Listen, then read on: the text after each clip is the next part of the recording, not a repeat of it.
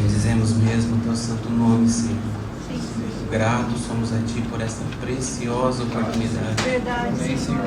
Senhor, que nesta manhã realmente Teu povo aqui sejam aqueles verdadeiros adoradores. Amém. Que Te adorem em espírito e em verdade. Sim, Senhor. Abra a Tua palavra, Senhor, para nós nesta manhã. Senhor. Que ela possa realmente nos levar a uma adoração genuína do Teu santo nome. Amém, Senhor. Que realmente os nossos olhos possam ver a Tua glória, Sim, Senhor. nos conduza Amém. para a Tua honra e para a Tua glória. Amém, Senhor. Amém. Amém. Irmãos, no livro Incomparável Cristo, do irmão J.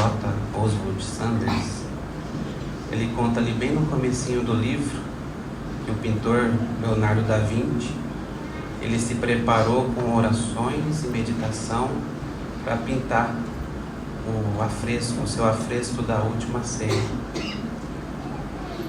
Contudo, quando ele pegou o pincel para realmente expressar ali a sua imaginação, a mão dele tremia. Então eu penso, irmãos, que essa atitude e essa reação, ela é muito apropriada para quem deseja expressar de alguma forma os sofrimentos do nosso Senhor. Também conosco nesta manhã, nós estamos diante dessa mesa. Talvez essa tenha que ser a nossa atitude, uma atitude de reverência, de santo temor. Que nós não participemos desse momento de qualquer forma, que não façamos desse momento um momento mecânico, um momento costumeiro da nossa rotina. O Senhor nos livre disso, porque nós estamos diante da mesa dele, e essa mesa nos remete àquele sacrifício perfeito e verdadeiro que o Senhor Jesus fez em favor de cada um de nós. Então que nós tenhamos sim, não talvez, como eu disse, mas que nós tenhamos sim esse mesmo sentimento, um santo temor por conta desse momento, e possamos participar de uma maneira que é digna do nome do Senhor Jesus. Vamos tomar a palavra. Vamos abrir lá em João capítulo 17, o verso 24.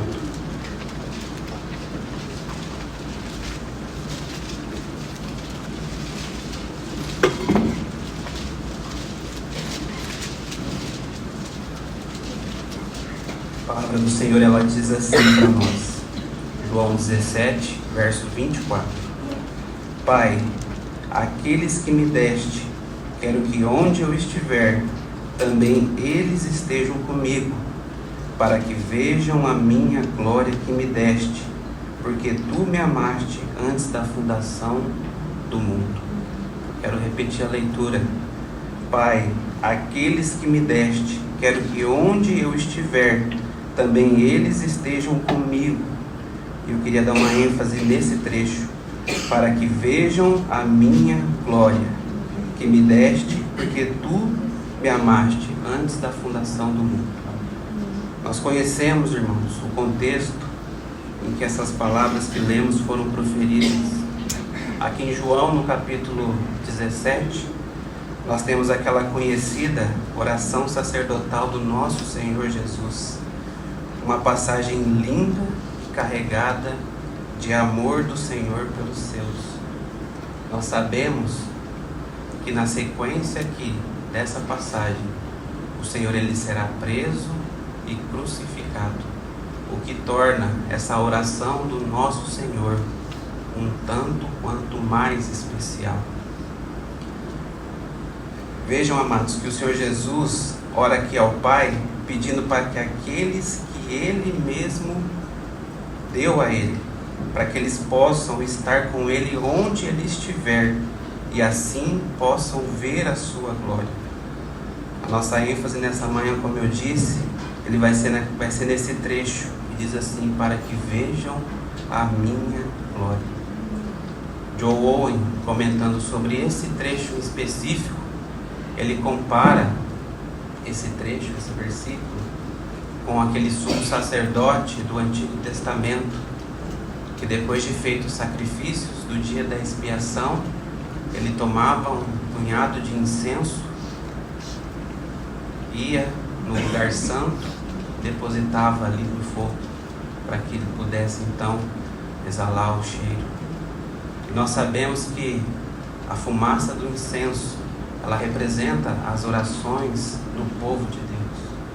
Então o irmão, ele compara dizendo que da mesma forma o nosso Senhor Jesus, se antecipando a sua morte, que já estava aqui eminente, batendo a porta, o Senhor Jesus se antecipa e é como o grande sumo sacerdote da igreja que ele entra nos céus com orações pelos santos que ele mesmo conquistou.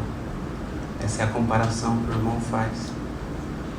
Então aqui nós vemos o eterno desejo do Senhor Jesus em salvar os seus. Ele clama ao Pai para que aqueles que o Pai lhe deu, eles vejam a sua glória. Nós sabemos, conhecemos a história de José, que foi vendido pelos seus irmãos. E quem ele se tornou? Ele se tornou governador do Egito. Quando os irmãos reencontram José, José diz para que os irmãos contassem ao pai toda a glória do Egito. Não para que José se engrandecesse, mas para que o pai se alegrasse da posição que José agora ocupava. Da mesma forma, o nosso Senhor Jesus, ele pede ao Pai para que realmente não só os seus discípulos, mas nós também vejamos a sua glória, para que nós possamos estar satisfeitos nele, confiantes das bênçãos eternas que ele nos preparou. Precioso, irmãos. Amados irmãos, os eruditos, aqueles que estudam a Bíblia, eles entendem que essa oração do nosso Senhor, ela é uma oração atemporal, que ela visa a eternidade futura, mas também visa o tempo presente. Inclusive, esse mesmo irmão John Owen, ele diz que se nós não contemplarmos a glória do Senhor no tempo presente, nós não a veremos na eternidade. Então nós podemos dizer que não há benefício maior para aqueles que creem no Senhor Jesus do que contemplarem a sua glória. E que glória é essa, meus irmãos? Que glória é essa? Pergunto para vocês, se não a glória do próprio Deus. Antes do nosso Senhor Jesus vir até essa terra, a glória de Deus era expressada esporadicamente por um ou outro homem, mas era como se fosse algo muito passageiro. Mas quando o Senhor Jesus veio, se encarnou, essa glória foi expressada totalmente na pessoa de Jesus. A pessoa de Jesus expressou essa glória de maneira completa. E isso a palavra mesmo testifica. Nós podemos pegar, por exemplo, os irmãos não precisam abrir, 2 Coríntios 4:6, ele diz assim: porque Deus que disse que das trevas resplandecesse a luz, é quem resplandeceu em nossos corações para a iluminação do conhecimento da glória de Deus na face de Jesus Cristo. Acrescento ainda que Hebreus, no capítulo 1, diz que, tendo Deus outrora falado, muitas vezes, de muitas maneiras, aos pais pelos profetas, hoje nos fala no Filho. E no começo do verso 3 ele diz que Cristo é o resplendor da glória de Deus. Então é isso, Cristo é aquele que expressa a glória de Deus. É aquele que expressa a glória de Deus totalmente, através, não de feitos miraculosos, também através disso, mas pelos seus atos, pelas suas ações, pelo seu comportamento. Ele está expressando a glória de Deus pela vida toda que ele teve sobre a face dessa terra. Os irmãos se lembram de Êxodo capítulo 33, verso 18? Ali relata Moisés. Moisés já havia visto da parte do Senhor muitas obras e maravilhas, mas ali em Êxodo 33, 18, ele ousou pedir para o Senhor para ver a glória dele, pedir para Deus para ver a glória dele. Porque Moisés, ele desejava mais, ele desejava contemplar a Deus em sua essência. Ele desejava ver a Deus tal como ele é. Moisés sabia que essa revelação lhe concederia plena satisfação, gozo e confiança. Deus o atende e mostra de relance a sua glória. Não mostra totalmente, pois nenhum homem poderia suportar tamanha santidade e perfeição. Eu penso que, da mesma maneira que nós ligamos o texto de Gênesis com o Evangelho de João, quando nós vemos ali Isaac falar com o seu pai, indo para aquele monte onde o próprio filho Isaac seria sacrificado, ele fala: pai, nós temos todas as coisas aqui, cadê o cordeiro para o sacrifício? E aí a gente faz aquela ligação, conecta com o texto ali, onde João Batista avista o Senhor Jesus e diz: eis o Cordeiro de Deus. Uma resposta para aquela pergunta de Isaac é falar de João Batista: eis o Cordeiro de Deus. A gente faz essa ligação e é tão linda. Eu penso que aqui no caso de Moisés, quando ele roga para ver a glória de Deus, nós também podemos fazer uma ligação com a pessoa do Senhor Jesus Cristo, quando ele vem até essa terra. Mostra-me a tua glória. E a gente olha então para o Senhor Jesus, ali está a glória de Deus encarnada como homem na pessoa de Cristo. Amém. Meus irmãos, isso é algo grandioso demais. Esse assunto é um assunto que nós nunca entenderemos em sua totalidade, a glória do Senhor. Alguns homens contemplaram de uma maneira um pouco maior a glória do Senhor. Vejam o exemplo de Paulo. Paulo, no caminho de Damasco, ele contemplou a glória do Senhor Jesus. Por conta disso, ele ficou cego por 3 dias. E depois disso, a vida dele nunca mais foi a mesma. Olha para os atos, para as ações que esse irmão teve durante o seu ministério sobre a face da terra. Ele viveu para o Senhor Jesus e para o seu Evangelho. Inclusive, ali em Filipenses, ele fala sobre a sublimidade do conhecimento de Cristo e que por conta disso, ele perdeu todas as coisas. Ele dá o currículo dele ali, nessa mesma passagem, Filipenses 3. Ele fala que ele foi hebreu de hebreus, contra a lei, fariseu. Enfim, ele dá aquele currículo que seria, aos olhos do mundo, na época, um currículo perfeito. E ele diz que tudo isso ele considerou como escória, como refúgio pela sublimidade do conhecimento de Deus. Então eu ouso dizer que Paulo foi um homem guiado pela glória do Senhor Jesus Cristo, pela visão que ele teve da glória do Senhor Jesus. Não há como contemplarmos a glória de Cristo e ficarmos da mesma forma. Ela de fato provocará em nós mudanças e nos levará a uma adoração contínua. A vida de Paulo era essa, uma adoração contínua ao Senhor e à sua glória. Então, como nós temos visto, a glória de Deus se manifestou totalmente em Cristo, não apenas em seus milagres, curas e feitos extraordinários, mas também através do seu agir e de sua vida de modo geral. Pois a glória de Deus, ela tem essência, ela na verdade demonstra a própria essência de Deus, a sua beleza moral, a beleza do seu espírito, seus atos e etc.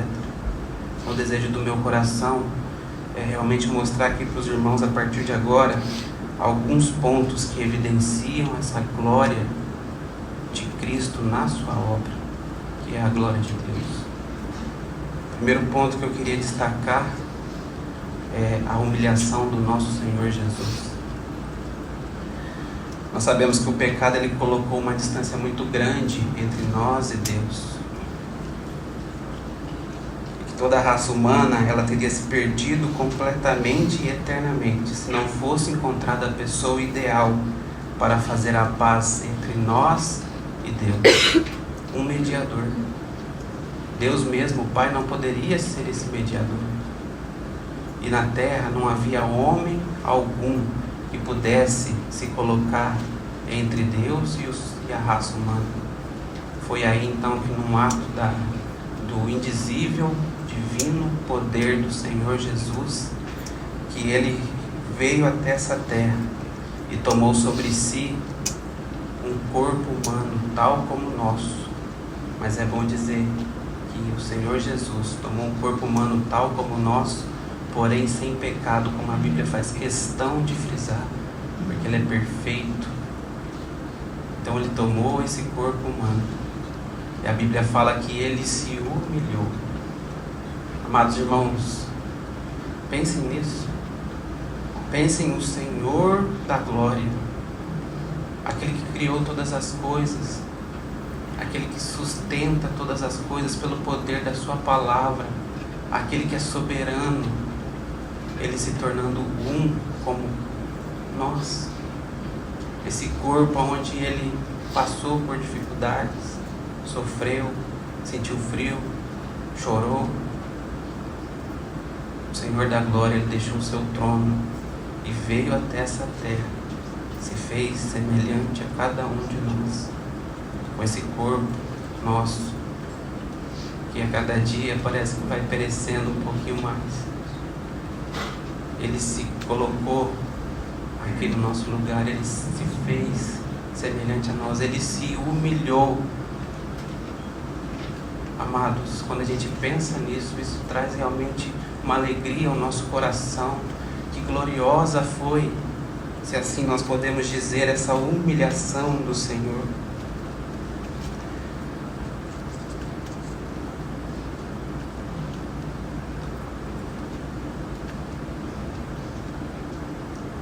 Outro ponto que eu queria destacar para os meus irmãos é o seu amor.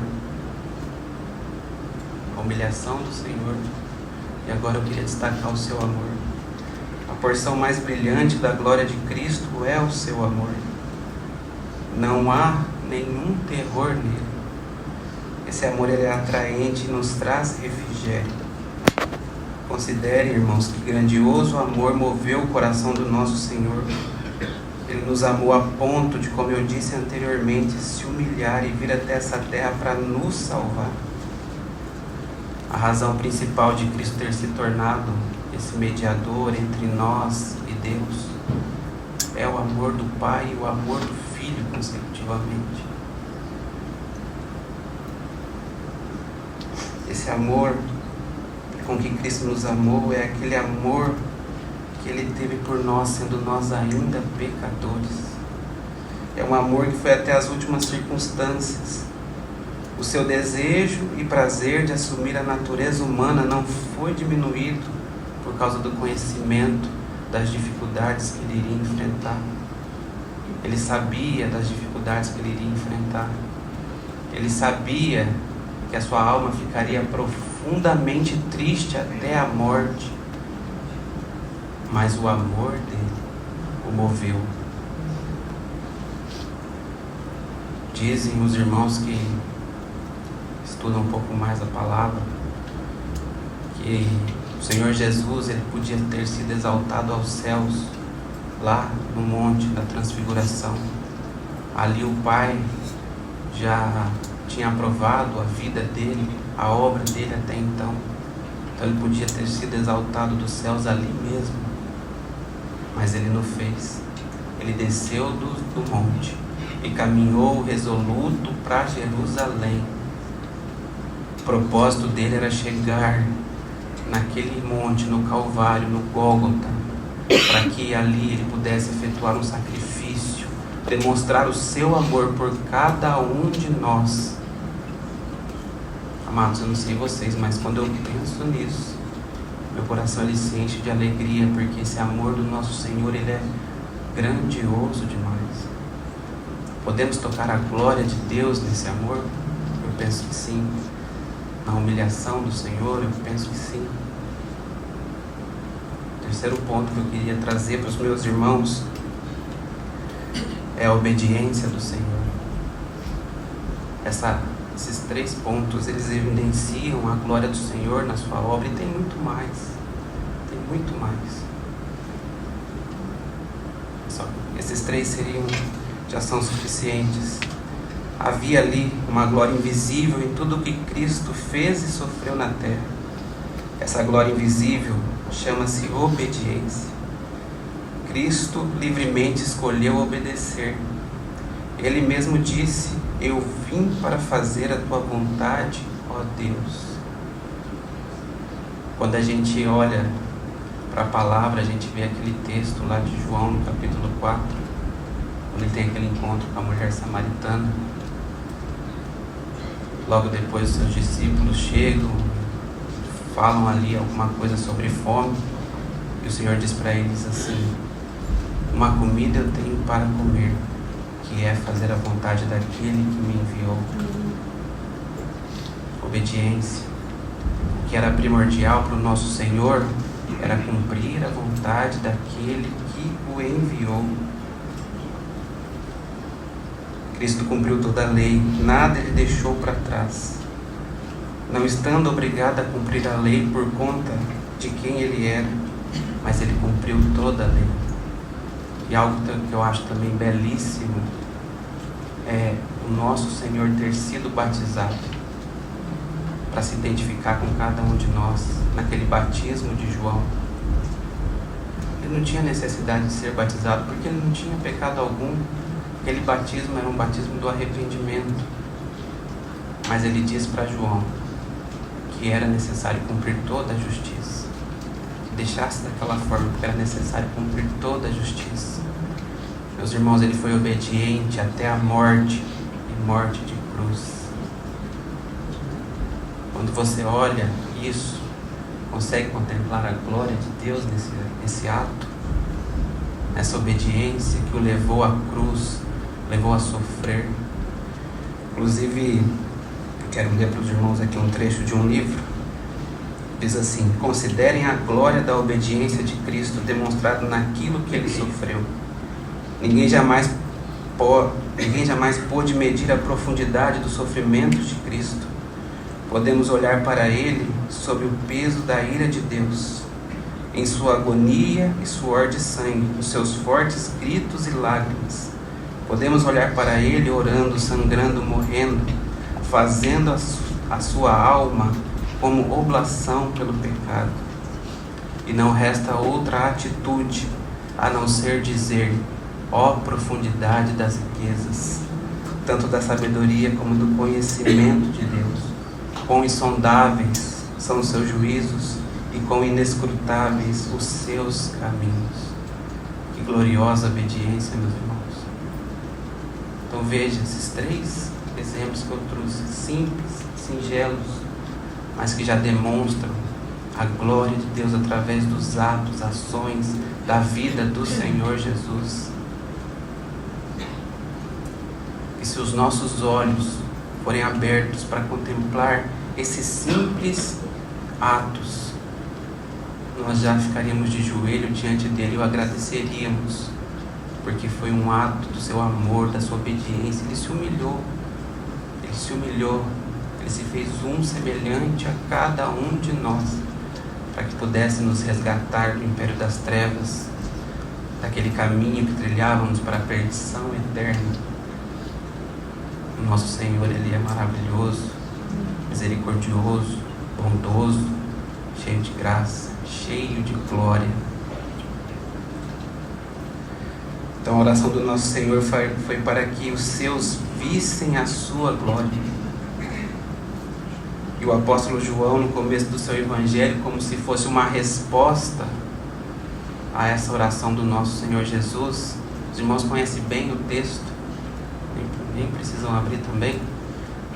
João capítulo 1, verso 14, a palavra nos diz assim: e o verbo se fez carne e habitou entre nós, cheio de graça e de verdade. E o que? E vimos a sua glória, glória como unigênito do Pai, cheio de graça e de verdade. Oh, meus irmãos, e vimos a sua glória.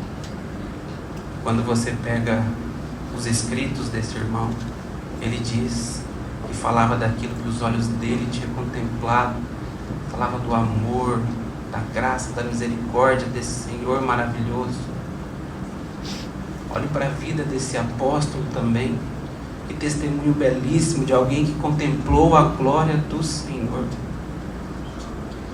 Esse irmão, ele serviu o Senhor pelo resto da sua vida toda. Esse irmão, ele foi exilado na ilha de Patmos por conta do amor ao Senhor e ao seu evangelho.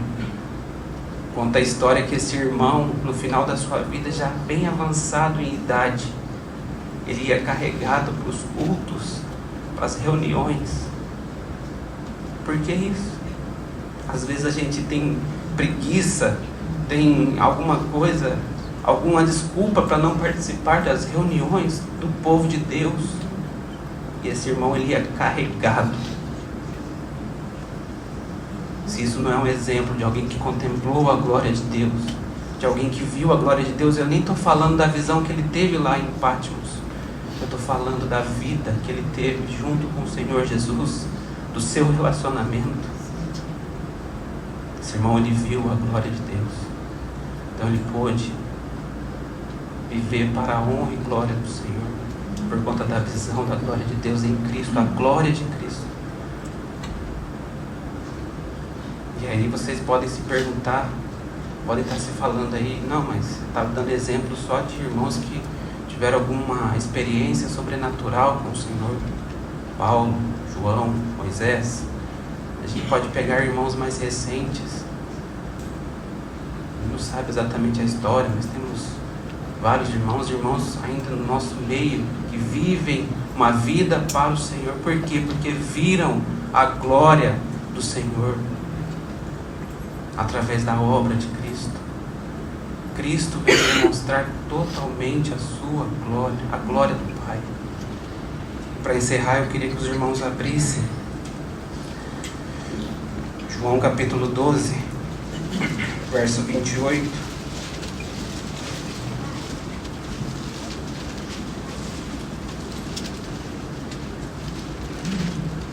João 12, 28 diz assim: Pai, glorifica o teu nome. Então veio uma voz do céu que dizia: já o tenho glorificado, e outra vez o glorificarei. É como se o Pai dissesse: meu nome já está sendo glorificado através da sua vida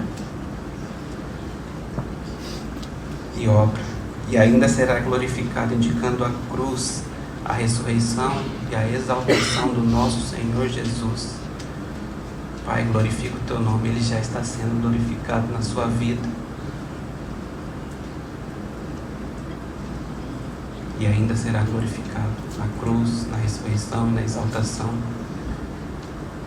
Meus irmãos, que belíssimo é esse texto.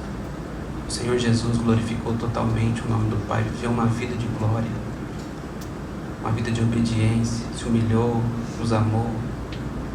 Isso é muito grande, isso é perfeito demais.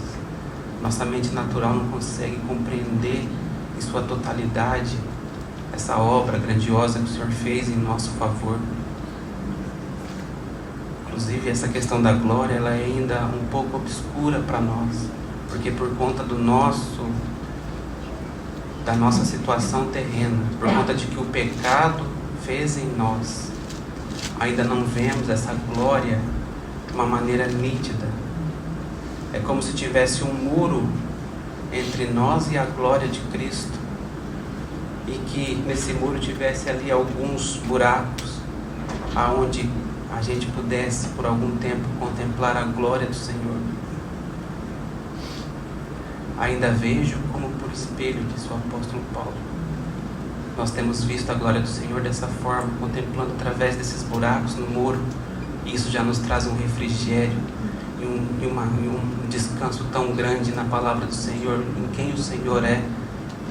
Imagine quando chegar aquele dia em que o veremos face a face, e assim poderemos contemplar a sua glória na totalidade. Meus irmãos, a nossa cabeça precisa O nosso ser precisa estar envolvido com a glória de Deus.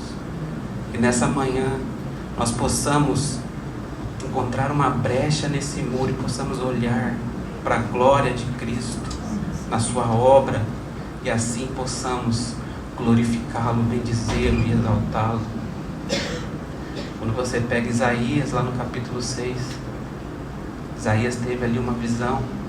Quando você pega a própria visão do apóstolo João lá em Apocalipse, que eles têm uma visão da própria pessoa de Cristo, o que eles dizem? Santo, santo, santo. Esse caráter perfeito, esse caráter santo, digno de toda adoração.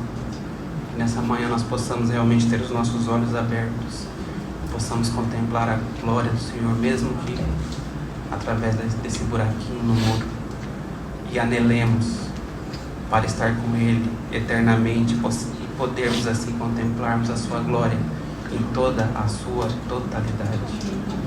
Amém? Senhor amado, nós bendizemos o teu santo nome, Senhor.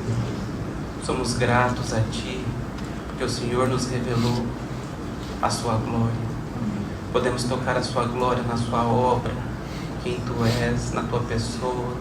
Louvado seja o teu santo nome, Senhor. Bendizemos a Ti. Obrigado por essa obra tão gloriosa que o Senhor fez em nosso favor. Santo, santo, santo és Tu, Senhor. Amém.